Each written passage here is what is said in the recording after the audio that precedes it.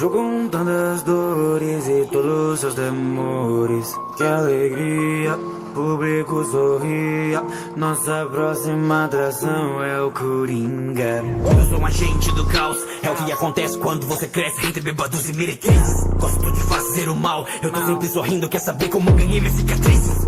Então eu sou esquisito, só porque eu não me encaixo no seu padrãozinho. Não sabia que a loucura é como a gravidade, só precisa de um empurrãozinho.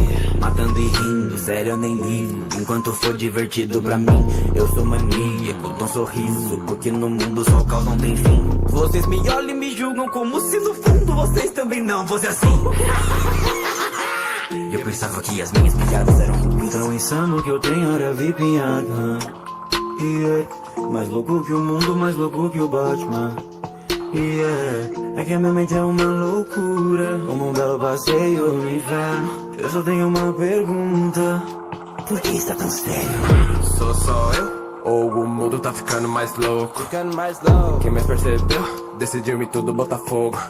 A pior parte de ter um problema mental é que as pessoas querem que você haja como se você não tivesse. Sabe o que acontece quando você encontra um homem doente mental tratado como lixo pela sociedade? Você ganha o que merece. O mundo sempre me tratou como um bicho. Eu já me perguntei, será que eu existo? Pisaram tanto em mim que no fim deu nisso. É culpa de vocês, eu ser um assassino.